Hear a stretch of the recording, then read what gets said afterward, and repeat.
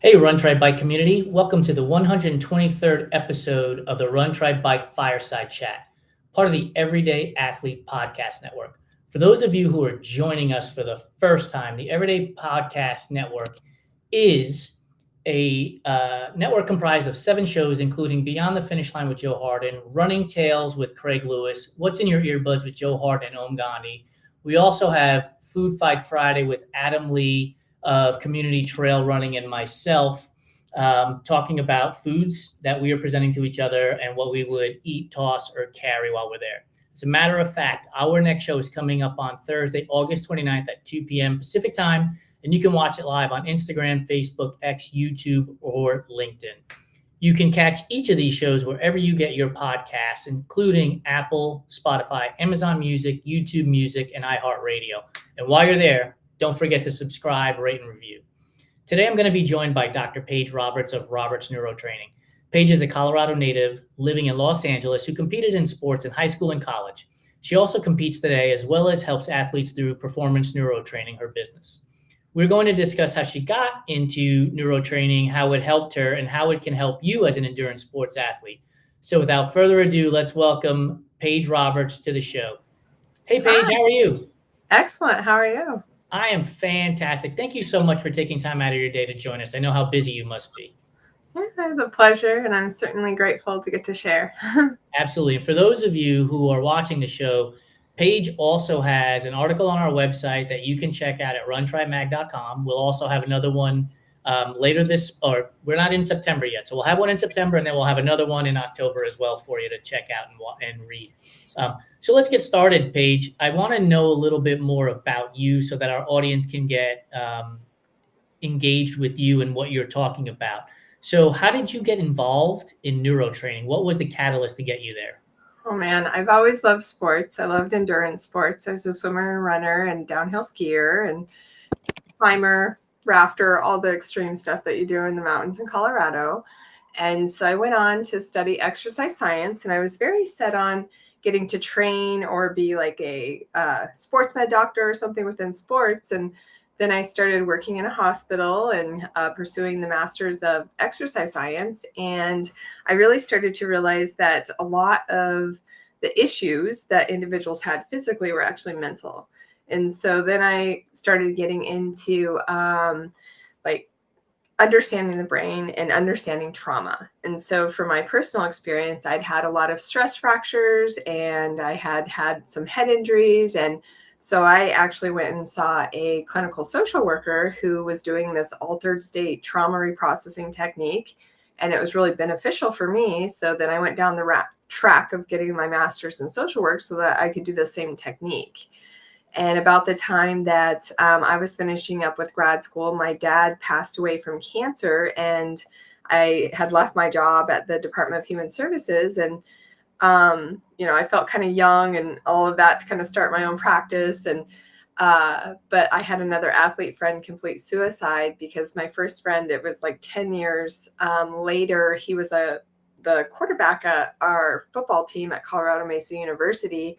And then the other friend, I had been teaching skiing with him after my dad passed, and he completed suicide the same way. He was a past college athlete as well, also an alpine skier, football player in high school, but played lacrosse in college. And so I started getting really curious with why athletes complete suicide and had already known about the trauma reprocessing technique. And so I really went on this kind of quest to figure things out and start my own practice, but do it a little differently, like really integrating in the physiology with the psychology. And so I started going to all these trainings that had to do with, at the time, the CTE and all the scare around the concussion stuff. And so I met he was the lawyer for the lead lawyer with Zimmerman and Reed, who was litigating the NFL, NHL, and NCAA. And so it kind of put me on this track of really understanding what trauma does to the brain and the body, and how like a concussion it's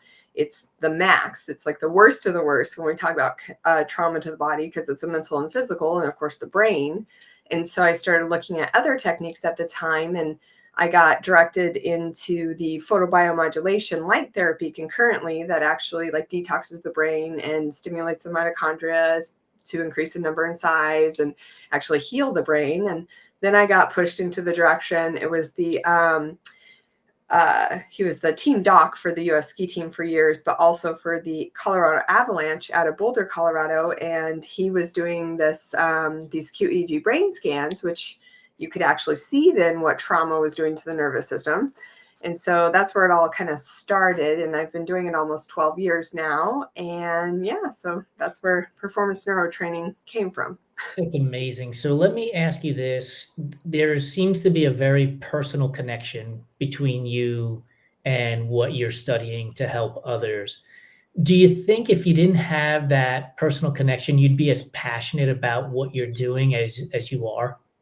No, because like really when it started out, it was that like, oh yeah, I want to train athletes and I want to, sports injuries. But really once I had my own experiences with sports concussions and recovering from that, and at the time, I mean, this was 18 years ago, no one really understood some of the issues that come with concussions at this point in time, right? So not being able to sleep, having a lot of emotions, and so everyone was just kind of like, I don't know what's wrong with you, like you're healthy, you're physically healthy, everything's fine, but it's like, hey, I still can't sleep.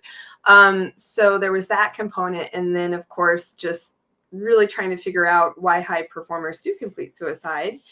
And some of the interesting facts around that is that 50% of people who complete suicide never sought help, never were diagnosed with anything. And then with athletes, 60% of athletes struggling with depression or anxiety don't seek help. So it's kind of this like, oh, okay, well, what's the hang up here? Is it not understanding like what's actually going on physiologically? And is that what keeps people hung up on the stigma? Or is it the method itself that isn't helpful, of like talk therapy?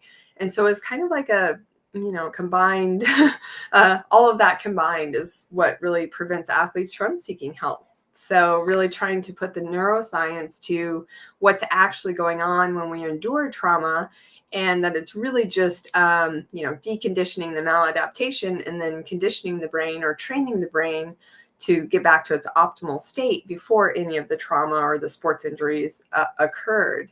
And then really understanding too with the QEEG brain scans that you go into neurodepression. So we actually see a lower voltage in the brain. So it's really depression is just decreased activity, right? So it's not this stigmatized, like, oh my gosh, you're crazy, you're a head case, something's wrong with you. It's that truly when we endure trauma, we have less energy going through the brain. So you will be depressed.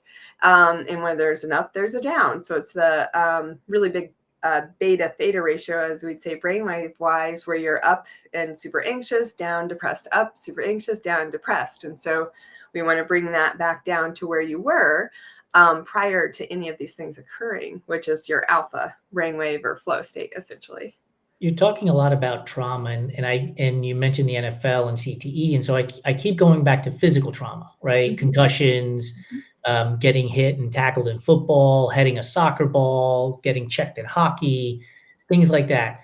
Our audience is filled with swimmers, cyclists, and runners. And sure, you can have head trauma from, a bike wreck.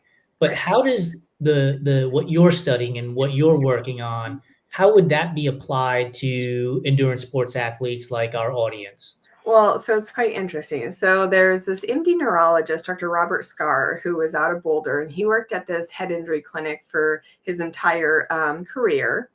And he was one, well, we actually read the trauma spectrum back in grad school, but what he found is that it doesn't matter if it's mental or physical trauma, that we hold on to it the same way. We actually react in the same way, and it's like a shock on the nervous system. And so we take in so much information every second of every day, whether it be a physical threat or a mental, emotional threat.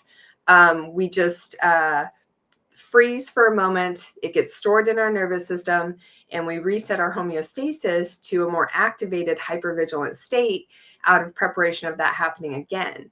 But we take in so much information, we are not fully processing it. So that's the issue. We don't fully process things. Instead, our nervous system just resets to a homeostasis that's more high beta wave, which is more that fight, flight, freezy feeling.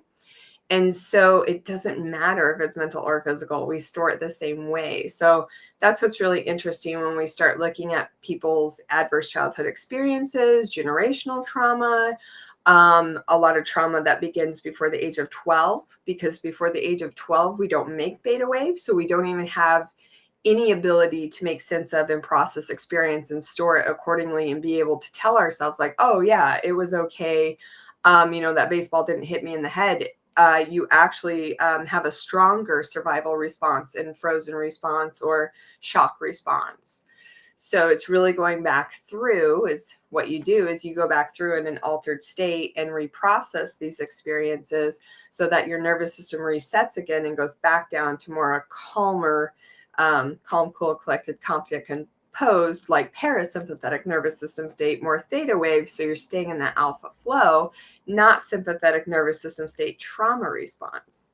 Years ago, I had a coach, Maria Simone, who heads up the No Limits Endurance Coaching, and this is at least 10 years ago, maybe longer. And we had a conversation, and I think I was training for Ironman Arizona at the time, and I recall her saying to me, and it's something that has hung with me since then, that stress is stress, that the body doesn't know that you're going through physical stress or that you're going through mental stress. It just knows something is stressful. Is that similar to what you're talking about here, that we're processing or not processing Yeah. physical and mental Yeah. trauma?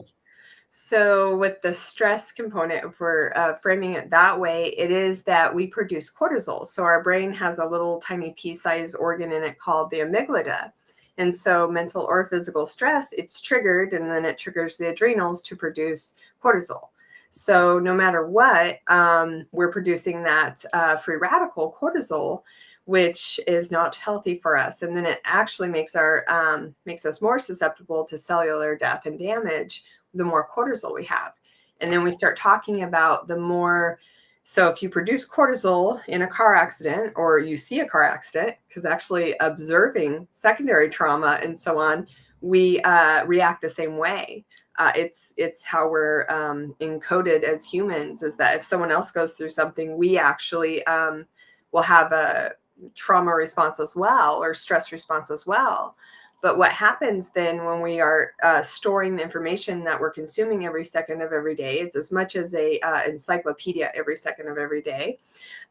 We actually create a trauma memory network. So if it's a cortisol experience, mental or physical, every time there's another cortisol experience, we're storing it in this memory network so that our nervous system is hypervigilant and prepared that can happen again. So the more stress you endure, and that's, when we're talking about endurance athletics, when it comes to hitting your lactate threshold, that's highly stressful on the nervous system and is actually causing us harm, or would be one of those things that would ramp us up. And then when you're calling on all that cortisol, when you are racing, we're actually activating that whole trauma memory network. So our brain and body is actually going back through all of those negative experiences. And so that's how your reaction time and your speed start to decline. So you see these athletes that do like amazing, and then by the time they get to college, they're like burnout essentially. And that's why, because they just can't endure more stress. Your trauma reservoir is full. And so you need to go back through and reprocess these things and get the body to expel or release that shock. So how important, we talk about this all the time, and I'm a huge proponent of recovery, right? Mhm. Like, you don't have to be the grind at all costs, 100% effort at 100% of the time, because what you're saying to me sounds like all I'm doing is building up this trauma. And Yeah. so, like, my rest day is Friday. I absolutely love it. But what do you tell athletes who come to you and they're like, never miss a Monday, or some of these things that we see on the internet that propel this idea that go hard all the time? Yeah, well, and it's kind of like some of the coaches aren't trained enough either, right? So you start to get a lot of coaches that are like, hey, this is the way we've always done it. This is the way I've done it, and I've produced Olympians. That's the worst coach you can possibly have because they're not using science. And so, something in my undergrad that was fascinating is that my coach, who's the exercise physiologist for the school that I went to, and very, very focused on using science, training smarter, not harder, right? And Mhm. so when we were in high Yes. school, we won state, very small mountain town in Colorado. We went down to Denver and won state. We were great, all these things. But basically every single woman on my team ended up with stress fractures, eating disorders, lack of iron, like horrific things, because our coach was overtraining us essentially. So a lot of us, like when the opportunity came to move on and go on to college and compete, no one wanted to. I mean, we were burnt out. We all had shin splints, stress fractures, all sorts of awful things going on. And he was training us. I mean, he was a math teacher. He was training us how his coach had trained him up in South Dakota 20 years ago. So it taught me a lot then stepping into the college setting where we were actually using science. So we were using the heart rate monitors. We were seeing when our heart rate was still elevated. We were seeing if we needed to take time off. We were cross training, because you really don't want to be constantly doing the same motion over and over. That's how you're going to get overuse injuries, as well as incorporating yoga and actually stretching appropriately. That's another one of my biggest pet peeves, is that if you're not holding a stretch over a minute, you're actually activating your trauma response. So you're actually more susceptible to getting injured. So you see all these athletes, even at the highest level, and they're having them hold a stretch for 20 seconds. I'm like, what are they doing? Your Golgi tendon's not releasing, your stretch reflex is not calming, and your fight, flight, freeze mechanism, or the midbrain, is not relaxing. It's actually activating it more. So it's really using science. And what we know is science is that even just lifting 2 days a week, it's like, okay, you're going to maintain your gains. So it isn't about just pushing harder and pushing through pain. Pain's a signal something's wrong. You're never going to be able to sustain your athletic career by pushing through pain. Yeah, we had Dr. Sandra Harrell, who's the swimmer's doc on Instagram, talking about something very, very similar to that, as she made her way through the ranks of swimming in as a youngster into the collegiate level, how it was swim, swim, swim, swim, swim, and there was no actual let's go to the gym and lift and work on these muscles in different ways, because the coaches were old school, shall we say.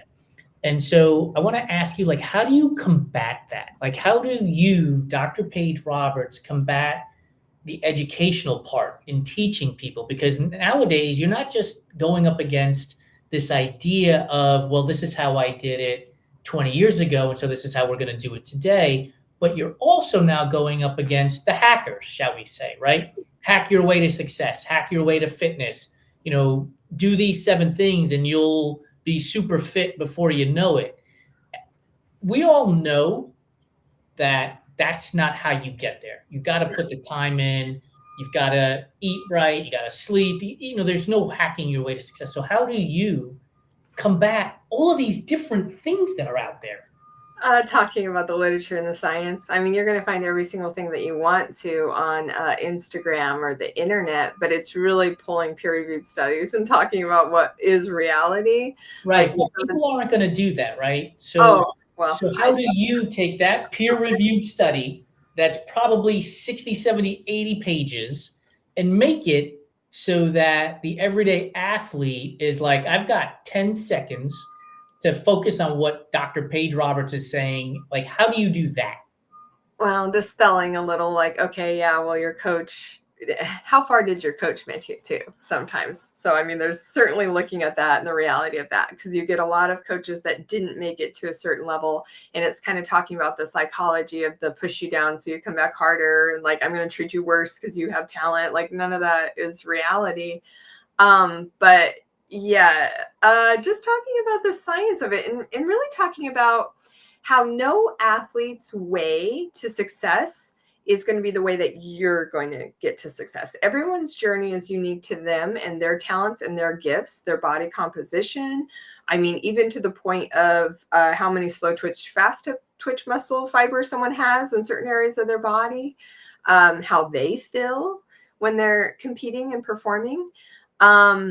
So it's really trying to give that education there, and really with the holistic health studies I've done with the doctorate studies, is that it's actually looking at a more holistic integrative in of like Eastern med and Ayurvedic medicine and in other areas, because I think that we get really lopsided with just one way of thinking when it comes to science or even just Western med kind of information. You're asking the public to have an open mind. And if Yeah. you open up any social media platform, that doesn't always happen now, does it? No, it doesn't. My favorite study though, because what happens with athletes too. So we'll talk a little bit about fawning, right? So one of the trauma responses of trying to read your coach and read your parents or whoever, or even spectators, is to, did I perform well? Am I good enough? Am I okay? Was my performance okay? As athletes, you really learn to be very emotionally intelligent in a way, and kind of coherently and co-regulating, because our nervous system's energy begets energy. So like quantum physics principles are that when we're around someone else, our brainwaves sync and our heart rate variability syncs with someone else.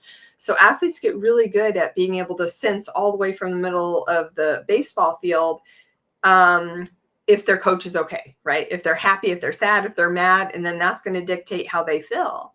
And so it's actually a trauma response that athletes and in performers too, like musicians, actors, actresses, all the same thing. If you have your producer over here giving you bad looks and swearing in the background, it's going to impact you and freeze you, and you're going to not be able to perform optimally. So it's that kind of understanding that one, we need to disconnect from what other people think, for one, because everyone has an opinion and you can be the juiciest peach, but not everyone likes peaches. So that's what I'm telling my athletes. Like, yeah, not everyone's going to like you, and that's okay, because you're I doing this. love it.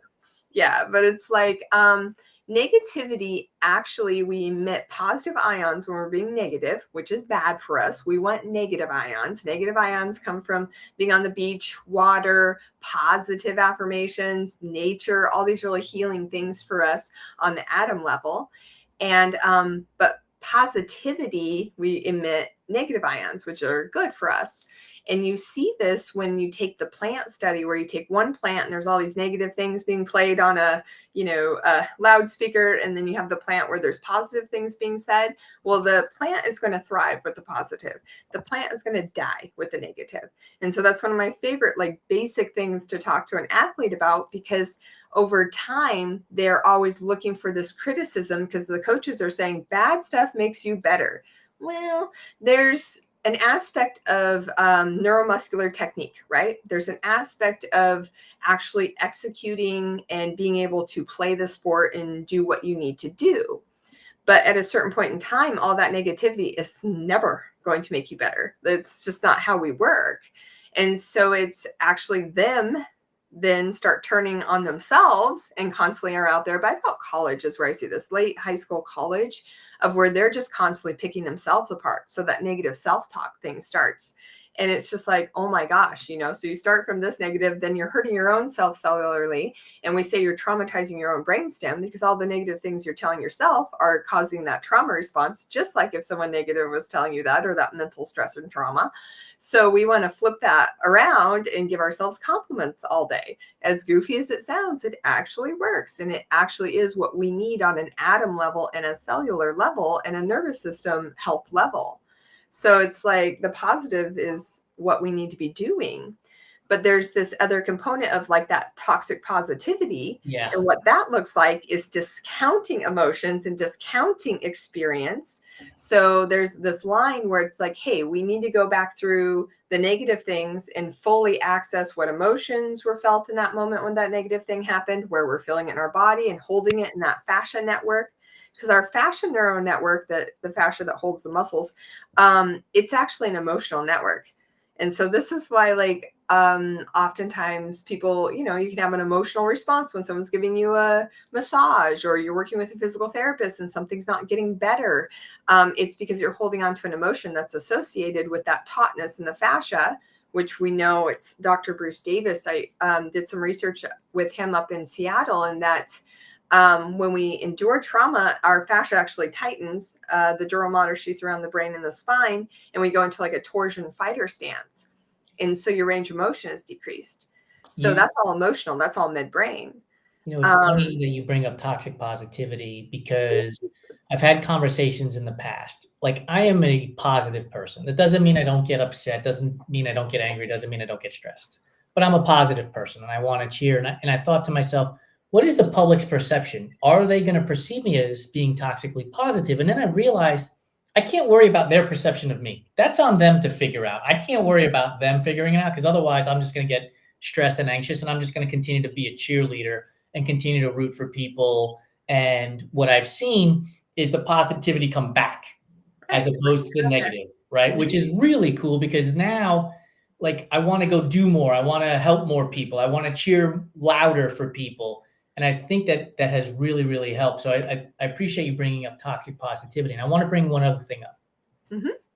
In today's world, we have access to data about everything. There is there's Strava that you can get feedback on from athletes giving you kudos on your run. There is the Aura Ring. There is Whoop, measuring your sleep, measuring your stress, measuring your recovery. If we're looking at these things that are giving us data, and then we get stressed out about the data and causing us trauma, are those actually helping us in that scenario? Or is there a way that we can just say, this data is cool, I'm going to use it as sort of like a guardrail, but I'm not going to be, fixated on it and only doing the things that the data is giving me? That's what I would say. I mean, heart rate monitors when you're training is one thing to kind of know where you're at. Some of the wearables are interesting. I've seen differences between the Garmin and the Aura myself when I'm wearing them. So I find that kind of fascinating. So, and then I was one of the first to go wear Fit. I wore one of those for like 5 years when I first got it. I loved it out of undergrad. And after a certain point in time, you kind of know yourself and what that's going to look like. But really, it's your feelings, right? Like, so if you're feeling crappy and feeling grumpy and not feeling great, your legs are heavy, don't work out that day. You need a rest. It's just like, it's really your sensation and your feeling. And that's what's going to guide you, because there's no way pushing through some of that heavy tiredness is what your body needs. Despite like for one of those wearables, right? Like I used to use a Whoop, I don't anymore, but it would tell you, like, I don't remember if it's recovery or energy or whatever the number is, right? And there would be days where it'd be in the red, which is like, don't do anything today. Right. But I'm looking at my training plan and I'm like, okay, I can go for a 2-hour run and I feel great. Right. And there would be days where it's green, which means go for it. And I'm like, man, I feel like crap. I'm going to go take an extra rest day.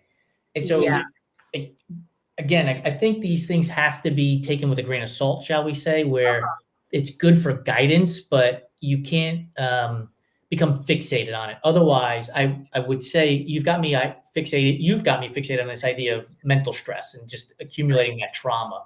That if we're focused on that data that's constantly coming at us, we're going to build up a trauma response to that, because we're going to have a day where we feel great, but the data is telling us not to do anything. And so we skip, which can then cause more stress. And you're starting to talk about cueing too, right? So we can cue positive or cue negative. And so everything's a cue to us. Like, we are creatures of pattern and habit. So yeah, you can be cueing the negative by doing that.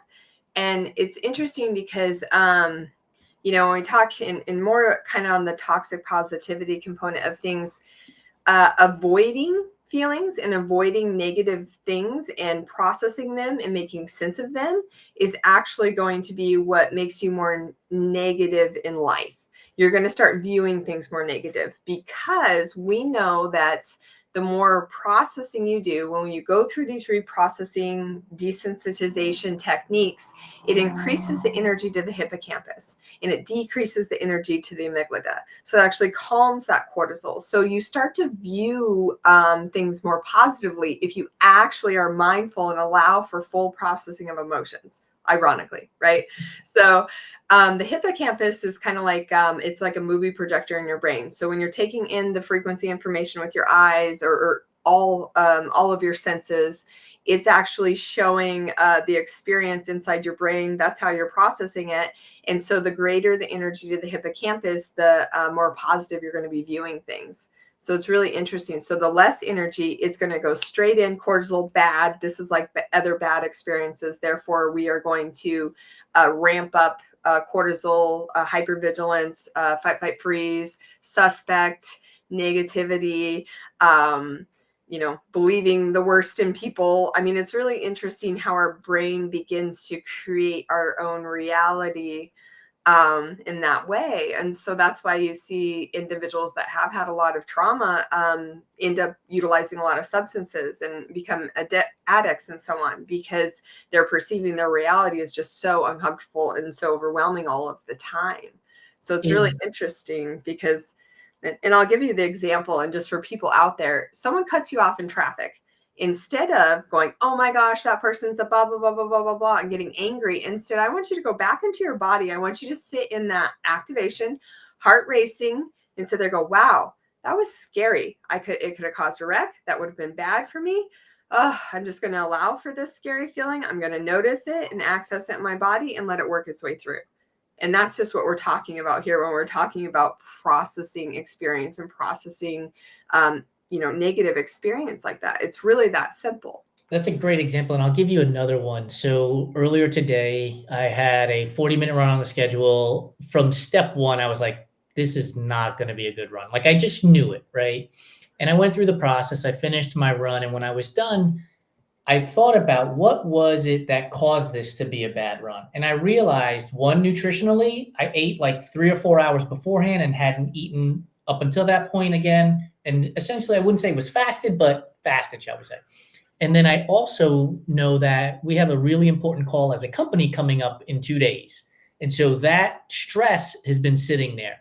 And so instead of focusing on the bad run, I was like, okay, here are the things that didn't go right and how I can address those for the next time I go for a run or the next time I have to go out to do a swim or a ride, right?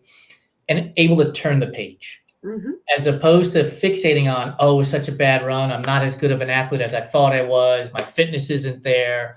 And all of those things that would continue to build up and create sort of that negative wall that is now going to be harder to get through. Absolutely. I love it. Yeah. And so like when it comes to just really being in tune with our feelings, which I know is not something that we are as a society, but the more that we allow for feelings, and even when it comes to the negative kind of frustration and anger, that actually means to like fully process frustration and anger, we must get to a point of the sadness and grief and resolve. So I use these sounds in my practice. They're binaural, bilateral sounds, right? So they drop you into the altered state in the subconscious mind so that we can access all the negative experiences that have happened to you, because they're really not in our frontal lobe so much as we don't go back through them consciously all of the time. Subconsciously, we are, like I said, when we have these physiological reactions. But it's really sitting in and listening to those sounds, being able to drop into the limbic brain or the deep brain where our emotional experience is, and going through something and actually looking at it and then getting to that grief and resolve. Because most of the time when we're angry, it has to do with like loss or disappointment or hurt or pain or high levels of stress. And if we can fully process the emotions, that full arc of the emotion, and get yourself to cry, that's like magic. That like resets the brain. We release cortisol in tears, and then it also populates the frontal lobe more so that we're not in the limbic as much when it comes to the negativity and in our emotions, essentially, is what you'd say. You got me thinking about this idea as athletes, right? We're told to get comfortable with being uncomfortable, right? And you have to go to do this interval work, and you have to push to your 5K or marathon tempo pace or whatever it is, right? You got to get comfortable with being uncomfortable. You were actually talking about that too, in this idea of being comfortable, getting uncomfortable and having conversations, and understanding your emotional IQ essentially, and getting in touch with our own selves, right? I think one of the things that we don't do enough in society today is talk to each other, right? We use this phrase, I talked to Paige, when we really mean I texted Paige. Right. That's not talking. Whereas like even this, while we're having a conversation, we're still behind a screen. We're not actually like sitting across a table from each other, breaking bread and connecting with each other. And I think that's one of the things that we need to do more of, so that we can then get comfortable with being uncomfortable and assessing our own emotional status. Would you agree? Yes, absolutely. And like So I'm finishing up this workbook. It's a companion workbook where you can actually take yourself through the process that I do with athletes on your own in a little different way, but it correlates with what the process is and multiple different mental shifts. And one of them is I want athletes to go out and have fun 1 day a week with their friends, families, go have fun. You know how hard it is to get like a USA athlete to go do that? But they need that, right? We need that. We are social beings. We need to have fun. We need to get away from the stressors, whether it be work or training or competition. It's really healing. And like when we laugh, it actually pops us into alpha brainwave. When we hum, it pops us into alpha brainwave. When we whistle, it pops us into alpha brainwave. When we smile, it pops us into alpha brainwave. So ways to hack your brainwaves to get an alpha flow. And one of the funniest things when you're talking to athletes about, hey, when you start to feel stressed out there in the field, I want you to smile. And they think like, what? Yes. How many athletes do you really see smiling out there? Me. Like, Well, I am that person. love it.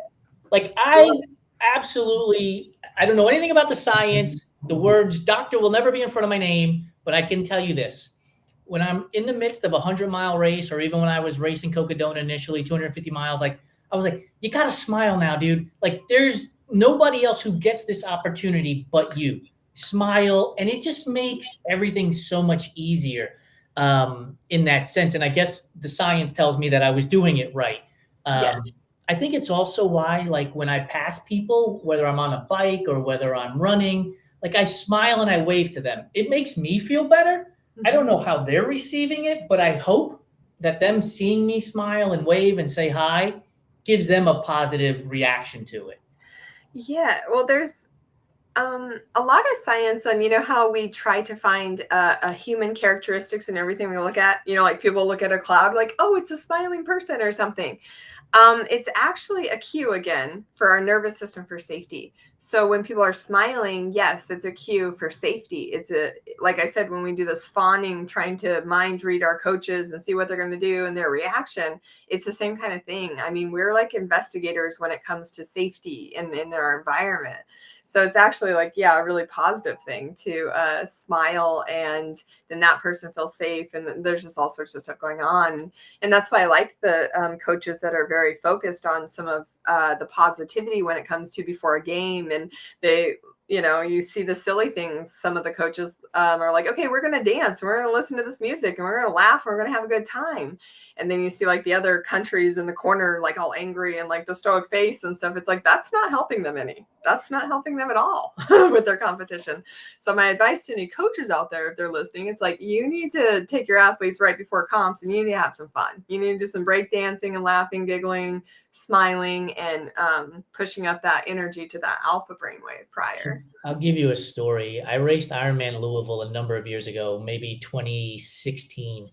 And for anybody who remembers racing at Ironman Louisville, because it's been discontinued, you actually have to wait in a line before you get into the water because it's a drop-in time trial start for the swim. Wow. And I was with an athlete who we trained all summer together, and this was her first Ironman. And I could see in her face, I could see the worry, I could see the concern, I could see the anxiety, I could see the stress. And as we're sitting there, I just made this face. And she's like, what are you doing? And I looked at her and I said, Terry, I am peeing in my wetsuit right now, and it is the greatest feeling I've ever had.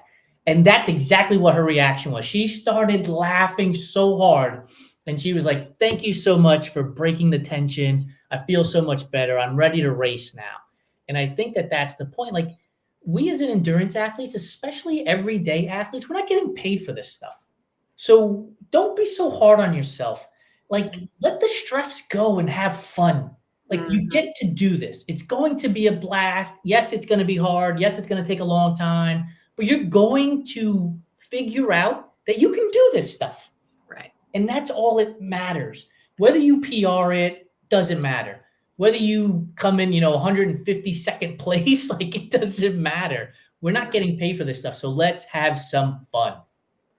I know. And it is funny that you say, let's have some fun, because when you tell an athlete that, they're just like, what? I'm like, just go out there and have fun. Just go out there and have fun. The last conversation I have with them before a comp, and they're just kind of like, okay. And it's like, no, like, let's attach to what is fun about this sport for you. What is exciting? What is fun? And so when you start bringing back those things from the memory of when you first started sport, and what was fun about it. So it's that kind of remembering what is fun about it and not the stress. We've been talking for a while, and I think we could talk for days about this, Paige. Before we jump into our rapid fire food questions, I do want to ask you this. Where can people get in touch with you? Where can they contact you so that they can start to have more fun and get comfortable with being uncomfortable with their emotional status? Well, I'm at Sports Psych Page on every social platform. And then my website is Roberts Neurotraining.com. And I'm more responsive probably on the socials. So just DM me. I have people DM me alpha when I'm doing the call to action with people and when they're ready for this process. But I will say that I do about 10 sessions with an athlete, and that's about enough to reset your nervous system. So it's not one of those like, oh my gosh, I've had all this stuff. Am I ever going to get, it's like, no, it's like we can get you back to your default or where you were before all the stress and trauma in your life. And yeah, so that's my spiel. 10 sessions on average over how long of a period of time?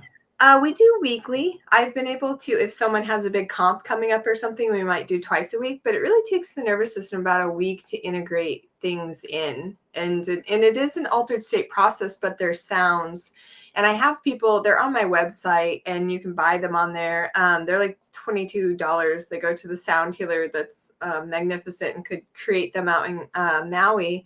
But just even, I have you download those sounds for sessions, but those are a tool for you to use all the time. So anytime you feel any activation or upset, so anyone can just go there and download the sounds. But when you feel upset and activation, agitation, sadness, listening to those sounds allows for you to drop in and actually look at the experience and fully process the experience to be able to release it. We have to be in an subconscious altered state to fully process experience because it's the supramental energy plane which dictates our which is basically our quantified field that we all have of atoms, so that's actually where we have to be to shift the nervous system.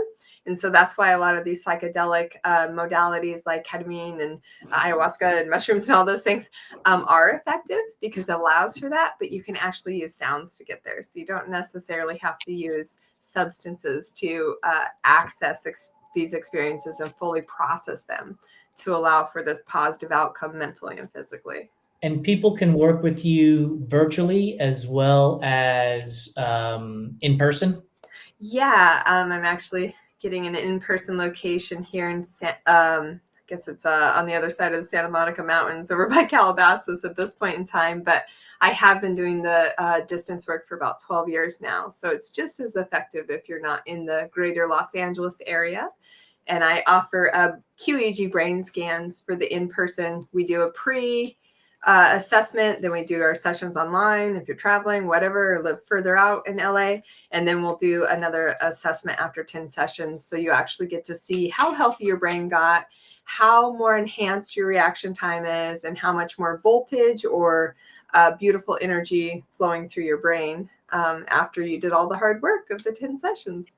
Awesome. So all of you listeners who are with us live, go check out Dr. Paige Roberts. For those of you who are catching this on the podcast, it'll be all in the notes where you can go find her. So are you ready for where I'm an expert in, which is in food? Are you ready for our rapid fire food questions on food? Let's go. Awesome. So pineapple on pizza, yay or nay? Yeah. Oh, come on. Really? We were having such a good conversation. I love sweet and salty.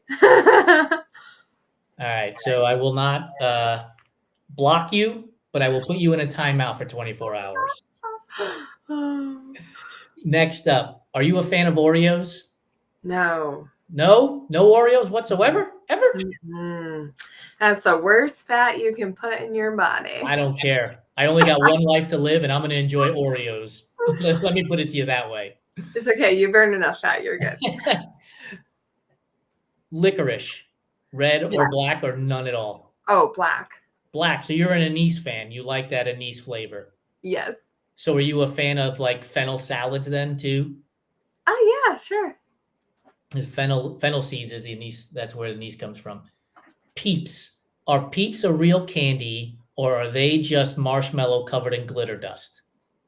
Marshmallow covered in glitter dust. I All don't right, know. we're back on track. You're gaining my confidence again.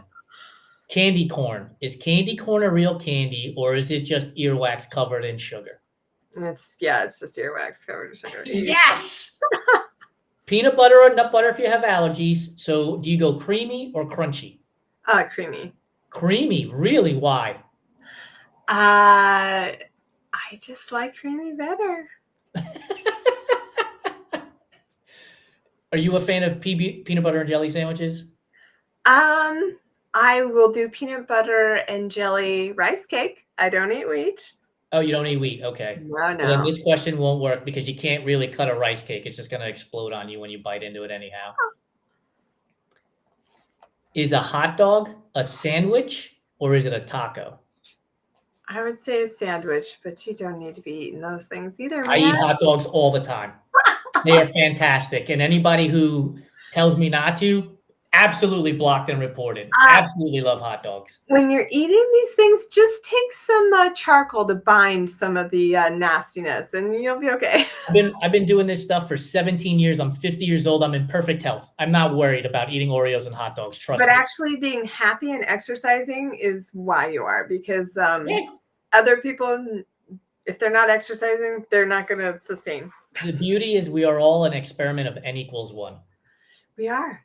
And so if you're enjoying hot dogs, keep enjoying the hot dogs. So you put pineapple on pizza. Would you put pineapple on a burger or a chicken sandwich as well? If I ate meat, I'd probably, yeah. So you're a plant-based athlete then? Yeah, I'll do a tiny bit of cheese here and there. Yeah. Not for some of the reasons people may think. My family were hunters, and I was not going to eat Bambi. So I quit eating meat about 12 or 13 years ago. But I eat cheese as well. So ice cream, cheese, like that stuff is in my diet. And I know before I eat it that it's going to cause me issues, but I love ice cream and I'm not getting rid of that. So I deal with it. It is what it is. Just try organic. That's all I ask.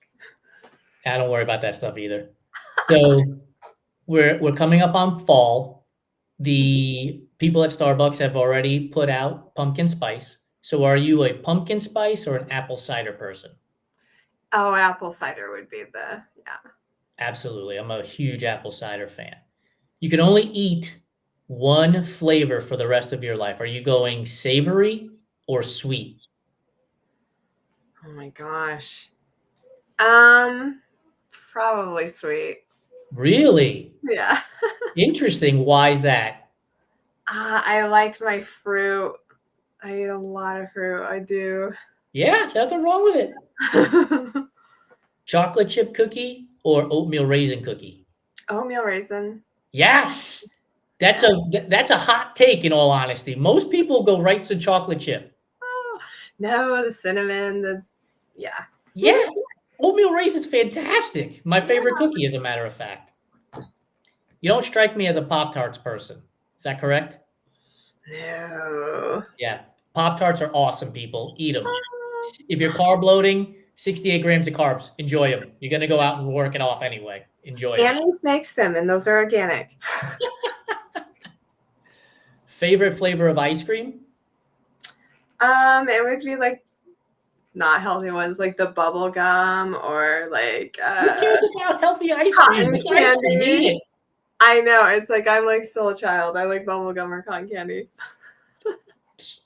Did you see our Food Fight Friday from this past week? No. By chance? So I posted Food Fight Friday on this past week, and the question was top 5 ballpark foods, and cotton candy was one of them. So if you go to a baseball game, are you ordering the cotton candy? I mean, I would eat it. If I eat anything at a baseball, you know what I like? Dodgers has the soft serve ice cream and the little light thing. Can't go wrong with soft serve ice cream, that's for sure. Do you eat candy bars or candy in general? Every now and again, maybe? I'll do the Larabar peanut butter and chocolate. That's like a not candy bar. candy. It's so sweet. It's so good. It's just like the Reese's, people. Yeah, that's not like getting a Snickers bar at the 7-Eleven. If I was going to eat a candy bar, it would be white chocolate Reese's. Interesting. Mm-hmm. So I'm going to ask you this, even though you don't typically eat candy. We're coming up on Halloween here within the next 60 days, although all the candy is already starting to be put out in the grocery stores. Do you go grocery shopping for holiday-specific candy, like if you're handing out for Easter, or excuse me, for Halloween, or when Easter rolls around, or you're like, nah, I'm not interested in that stuff? I love the Cadbury cream eggs. So that's Really? Easter. That is a kryptonite of mine. I always have to have at least a couple of those when those show up. I'm not sure we could be more polar opposite right now. You like pineapple on pizza, you're eating the Cadbury cream egg. Like, pineapple doesn't belong anywhere near pizza. And that, if anybody gave me that Cadbury cream egg, I'm just throwing it straight in the garbage. Well, the caramel ones are pretty good. Those are good too. It's a visual thing for me. Like this idea of the chocolate breaking open and seeing like an egg yolk. Like I can't get past the idea of the egg yolk in that thing. I'm out.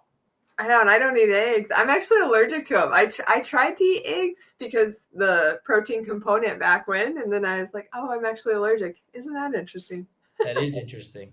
Do you enjoy brownies? And this will be our last question. Yeah. Do you enjoy coffee? Oh, yeah. Dark organic coffee every day. Excellent. Fantastic. So with brownies, if they're coming out of the oven and they're sitting on the counter and you're looking around, family members, you're trying to sneak one in before the rest of the family gets to them, are you going for the corner edge or are you going for the center ooey gooey? Ooh, I mean, when they're hot, the corner edge, but if they're cold, the center. I love it. Okay, now you get to put ice cream on it. Is there a flavor of ice cream that you want to put on top of your brownie that's going to make it immaculate for you? Oh, probably like a caramel swirl. Oh, that's good. Yeah. So here's what I tell everybody at the end of our show. My favorite way to eat a brownie is to drop it into a coffee mug and add a scoop of coffee ice cream to it so that as you're eating it, it's a mocha. And then before you know it, the ice cream melts and you've got yourself an affogato and it can't be beat. I was going to say in Greece, they had a lot of the, with the coffee and How do you take your coffee? This was the question I asked the other day. When you go to order it, what do you get? Black, dark. That's it. Straight up black, which I'm a huge fan of too. I love it. I do the press. It's my, You have a French press? Yep. Yeah. It's hard to beat. Like we have an espresso machine and it's fantastic, but I do pour over virtually every day. Can't go wrong. Coffee's good for you. Yeah, I agree. You're not going to get an argument from me. That might have saved you to get you back on our show in the future. Amazing. Dr. Paige Roberts, thank you so much for joining us. Your information is phenomenal. For those of you who are just joining the show now, Dr. Paige Roberts has an article on our website. Go check it out, runtrymag.com. We've got 2 more articles coming up from her, and she's going to share her expertise on how we can get better at endurance sports through our own brains. Dr. Roberts, thank you so much. Have a great evening. Yes, thank you so